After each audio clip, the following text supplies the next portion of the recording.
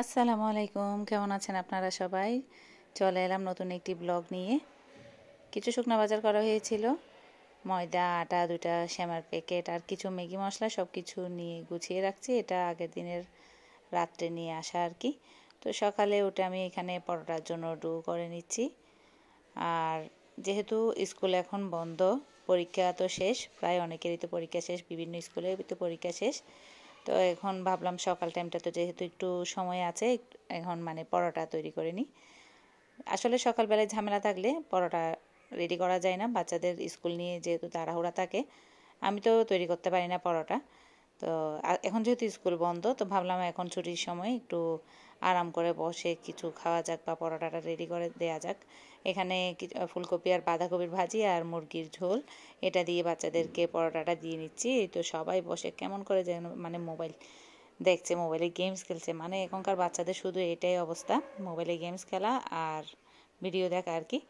এই তো পরোটা রেডি করার পর, পরোটা বানিয়ে নেওয়ার পর এখানে 3টা আরও থেকে গেছে, এগুলাকে রেখে দিব ফ্রিজে আমি। আর মাছ ফ্রাইটাও করে নিলাম এর মধ্যে। আর এখানে আজকে ভাবলাম বিকেলে একটু স্যুপ তৈরি করব, এগ স্যুপ, যেটা রেডিমেড আছে আর কি ওটা। আর সাথে একটু ফ্রেঞ্চ ফ্রাই করে নিব, বাচ্চাদের খুবই পছন্দের এটি, ফ্রেঞ্চ ফ্রাই আর স্যুপ। শুধু স্যুপ করলেও ভালো লাগতো না, তো ভাবলাম একটু কিছু ফ্রাই জিনিস থাকুক, শীতকালে তো এখন খাওয়া যায়। তো এখন এটাকে আমি একটু লবণ দিয়ে সেদ্ধ করে নিব 5 মিনিটের জন্য। আর এদিকে মুরগিটা রান্না করে নিলাম, আলু দিয়ে মুরগির ঝোল। মুরগি আসলে এই শীতকালে খেতে ইচ্ছে করে না, তো তারপরও কিছুই করার নেই। আজকে অনেক দিন পর আসলে মুরগিটা রান্না করলাম। মাঝখানে তো অনেক প্রতিদিনই মাছ খেয়েছি, তো আজকে ভাবলাম মুরগিটাই করে নিই। তো এখানে পাশাপাশি একটু কাঁচামরিচকে সিদ্ধ করে নিয়েছিলাম, ওটাকে এখন ব্লেন্ডারে ব্লেন্ড করে ফ্রিজে রেখে দিব। আসলে কাঁচামরিচ অল্প অল্প আনতে আনতে এখানে অনেক মানে জমা হয়ে থাকে, আবার কিছু ফেলেও দেওয়া যায়। তো এইবারে ভাবলাম না, ফেলে দিব না, তাড়াতাড়ি করে সিদ্ধ করে এটাকে ব্লেন্ড করে রেখে দিব, অন্তত তরকারিতে দেয়া যাবে। এখন এটা হচ্ছে রসুন আদার পেস্ট বক্স, আর এটা হচ্ছে কাঁচামরিচের।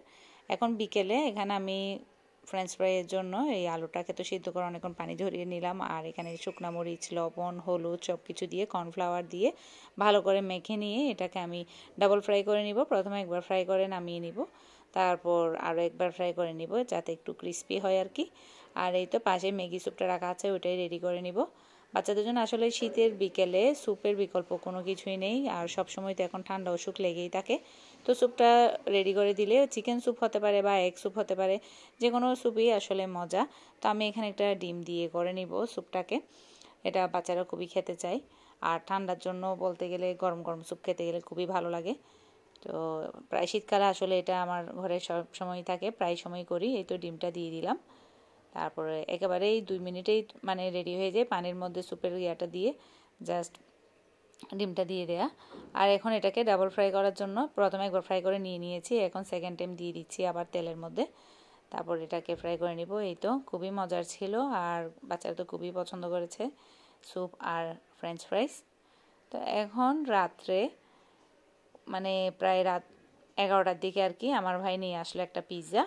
বাচ্চারা তো একেবারে খুবই খুশি, এক লাফে তাদের পছন্দের পিৎজা। গরম গরম পিৎজা খেয়ে নিলাম সবাই। আর আজকের ভিডিওটি কেমন লেগেছে অবশ্যই জানাবেন। আমার চ্যানেলটি যদি ভালো লেগে থাকে তাহলে একটি সাবস্ক্রাইব করে দিবেন, আর ভিডিওটি ভালো লাগলে একটা লাইক দিয়ে দিবেন। তো এখানে সবাই পিৎজা উপভোগ করছিলাম, পিৎজা খেয়ে নিচ্ছিল। আসলে ভাতের টাইম, ভাতের সময় হলেও এখন কিছুই আর করার নেই, ছুটির দিন যেহেতু তাদের কথা মতোই এই তো সবাইকে দিয়ে দিচ্ছি। তো আজকের জন্য এই পর্যন্তই, আল্লাহ হাফেজ।